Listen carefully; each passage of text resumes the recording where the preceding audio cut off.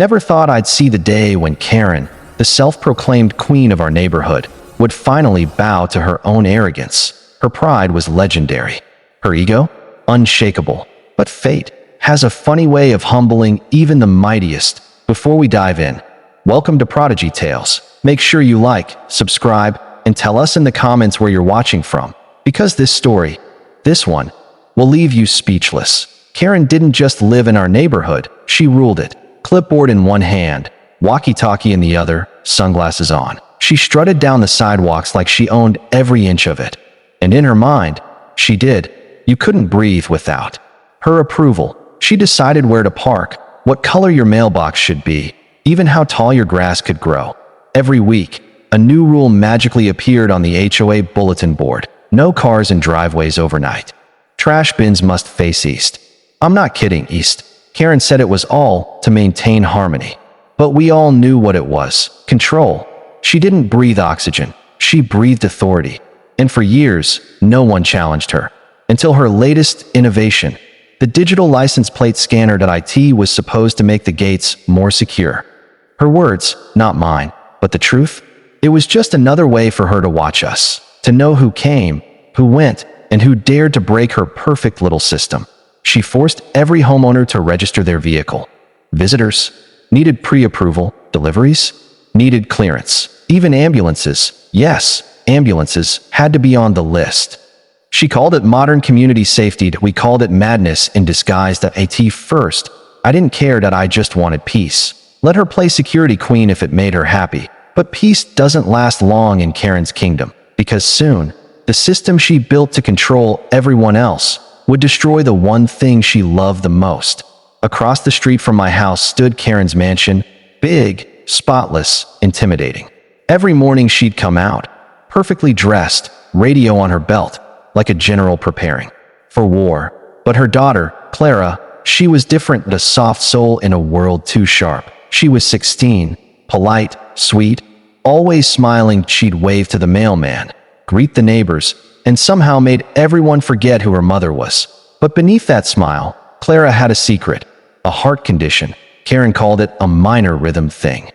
But we all knew it was serious. And maybe that's why Karen was the way she was, controlling everything she could, because deep down, she couldn't control the one thing that mattered most: time. That Saturday started like any other lazy afternoon. The sky was clear, birds chirping, sunlight bouncing off clean driveways. For once, there was no drama, no shouting, no new rule on the HOA board. That I had just finished washing my car, my weekend ritual, and sat on the porch, enjoying the quiet hum of sprinklers. Across the street, Clara was skipping rope, earbuds in, rhythm perfect. She smiled when she saw me. "Good afternoon, Mr. Spencer," she said, polite as always. "Afternoon, Clara," I smiled back. Simple moment. Ordinary. Peaceful. And then, the sound. A thud. The rope fell. Clara was on the ground. At first, I thought she tripped. But then her body stiffened. Her face turned pale, her hands twitching. Something was horribly wrong. I sprinted across the street, yelling her name. "Clara, Clara, can you hear me?"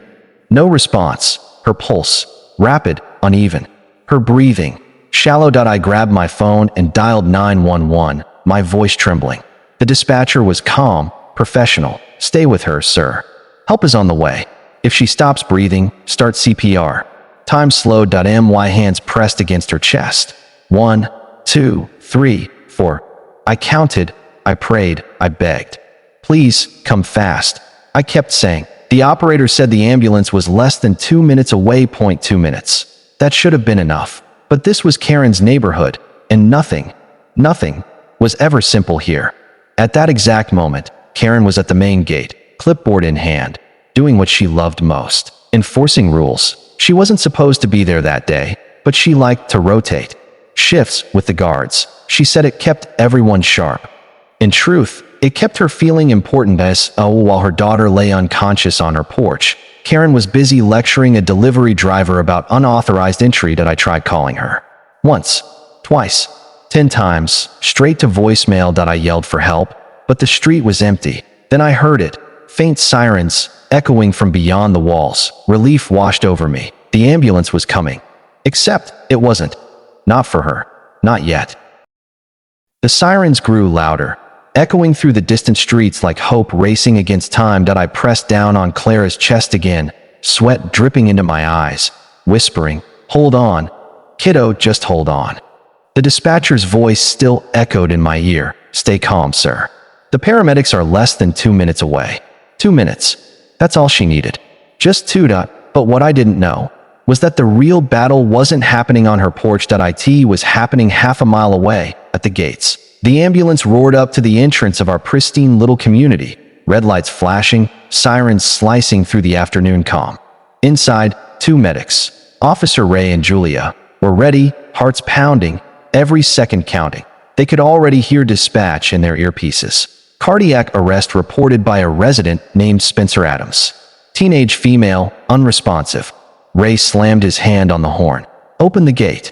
Emergency medical services." But instead of the iron gates swinging open, they stopped. A cold, robotic voice came from the intercom. "Unregistered vehicle. Access denied." Julia's face froze. "You've got to be kidding me." Ray jumped out of the ambulance, ran to the guard booth, but the young security guard looked panicked. "Sir, I can't open it manually. The new system needs authorization." I called the HOA director. "She's on her way." And there she was, Karen, clipboard in hand, radio clipped to her chest, sunglasses reflecting the flashing red lights. Completely calm, completely in control. "What's going on here?" she demanded. The guard stammered. "Ma'am, there's a medical emergency. They're saying someone inside." Ray interrupted, holding up his badge. "Emergency response unit. A teenage girl is in cardiac arrest. We need access now." But Karen didn't even blink. Cardiac arrest? From who? Resident Spencer Adams called it in. Said his neighbor's daughter collapsed. Karen's lips tightened. Spencer Adams. The name alone triggered something in her. She remembered. Spencer, the man who once stood up to her during a board meeting about unfair parking fines. He'd embarrassed her in front of the entire community. Since that day, she had a personal grudge, and now, in the worst possible moment, that grudge clouded her judgment. "I'm not authorizing anything until this is verified through the HOA board," she said firmly. "Are you insane?" Julia shouted. "We're losing time." Karen adjusted her sunglasses. "Protocol exists for a reason, young lady." Ray clenched his fists. "Your protocol is going to kill someone." Karen's tone turned cold. "If I opened this gate for every fake emergency, this place would fall apart. You want in? Get authorization." The guard looked helpless. "Ma'am, please, it's an emergency." Karen raised a hand sharply. "No exceptions." Back on my porch, I kept counting compressions. Point 30, breathe. 30 more. My arms ached, but I didn't stop. Every breath felt like a plea to heaven. "Where's the ambulance?" I screamed into the phone. "They should be there," the dispatcher insisted, but they weren't. Not yet. Across the street, I could hear neighbors starting to gather. Murmurs, panic, prayers. Clara's skin was cold. Her pulse, weaker. And that's when fear turned into desperation. "Come on, kiddo. You can't give up." "Not now." At the gate, the standoff continued. Ray called dispatch again. "Dispatch, this is Unit 12. We're locked out of the property by the HOA. Need immediate override clearance." Dispatch replied, "We've contacted local law enforcement, but ETA is 10 minutes. 10 minutes. Julia nearly screamed. "We don't have 10 seconds. Karen stood firm. "You can't just barge in here without confirmation. That's how chaos starts." Julia stared at her in disbelief. "You're talking about chaos while a girl is dying?" Karen's jaw clenched tighter. "Rules are rules."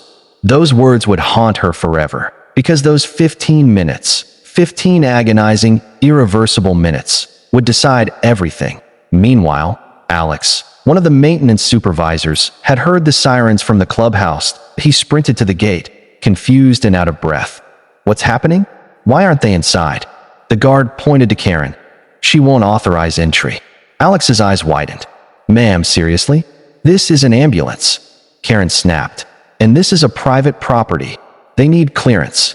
Alex looked at the flashing lights, the medics shouting, the panic in their eyes, and something inside him snapped. "Enough," he growled, running to the manual lever beside the gate. "Don't you dare touch that." Karen barked, but Alex didn't listen. He pulled with all his strength, metal grinding, alarms blaring, until finally, The heavy gates groaned open. The ambulance shot forward, tires screeching. Karen shouted into her radio, "Protocol breach! Protocol breach!" But nobody cared anymore. Back on my porch, I heard the distant roar of the ambulance finally entering. Relief hit me like a wave. They were here. The medics jumped out before the vehicle even stopped, defibrillator in hand, medical kit slamming onto the pavement. "Step aside, sir," Ray said, dropping to his knees beside Clara. Julia checked for a pulse. 16-year-old female, unresponsive, pulseless. Starting CPR. Clear. The defibrillator's jolt made Clara's small body rise and fall. Nothing. Charging again. Another jolt. Still nothing. I stood there frozen, trembling, whispering, "Please, please, please." Ray looked at his partner, his eyes saying what his mouth couldn't. Julia shook her head slowly. They tried again. And again.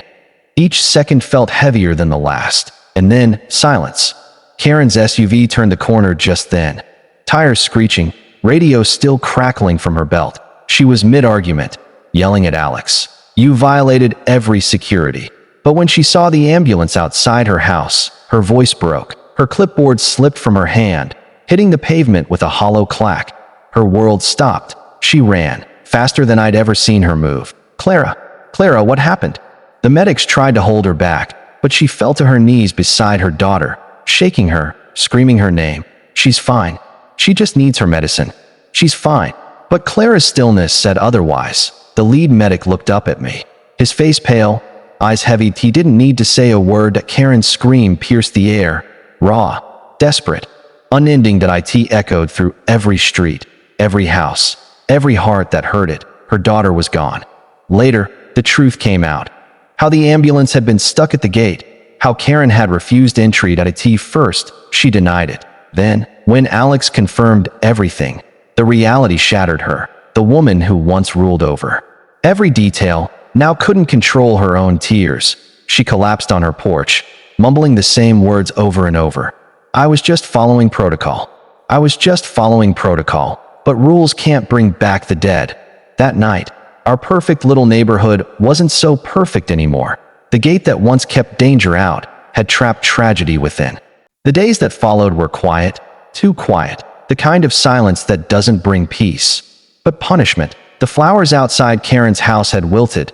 The laughter that once filled those sunny porches had vanished, and every neighbor walked by, eyes low, words unspoken. No one wanted to meet her gaze. No one knew what to say. Because what can you say to a mother who lost her child? Because of her own rules. I hadn't stepped onto that porch again. Not since the day they took Clara away, but every night, I'd sit by my window, staring at those iron gates glowing under the streetlights. The same gates that once made us feel safe. Now they looked like prison bars. The HOA board dissolved quietly after the news broke. Reporters came. Cameras rolled. The headlines read, "Teen dies after ambulance blocked by HOA gate." People were outraged, but none more than Karen herself. She stopped showing up anywhere, no meetings. No complaints. No commands. Her house lights stayed off for days. One morning, I saw her sitting on her porch, hair undone, eyes hollow, her daughter's photo in her lap. I walked over, unsure of what to say. But before I could speak, she looked up, and for the first time, she didn't look like Karen. She looked like a mother who had lost everything. Her voice trembled. I thought I was doing the right thing, keeping order, keeping everyone safe. I didn't know the danger was me. I didn't respond. I just sat beside her. Sometimes silence says more than words ever can. That evening, a small vigil formed in front of her house. Neighbors brought candles, flowers, prayers. Nobody came to accuse her. Nobody shouted or cursed. We just stood there, together, mourning not just Clara, but what we had become. For years, our community built walls, iron, digital, emotional, trying to keep danger away. But in doing so, we forgot something simple. Humanity doesn't live behind gates. It lives in the space between hearts. Weeks later, the HOA board was permanently shut down. The gates were replaced with open access for emergency vehicles. And Karen, she sold her house quietly. No goodbye, no announcement, just gone. But before leaving, she left a single note at the gate, taped to the iron bars. It read, "If you ever have to choose between rules and a life, choose life." because one day, silence might be the loudest sound you'll ever hear. I kept that note, framed it on my wall, not as a memory of tragedy, but as a reminder that no wall, no rule, no power is worth more than compassion. And every time I hear sirens now, I stop whatever I'm doing, because somewhere, someone's fighting for a heartbeat, and maybe, just maybe, this time, we'll be the kind of people who open the gate.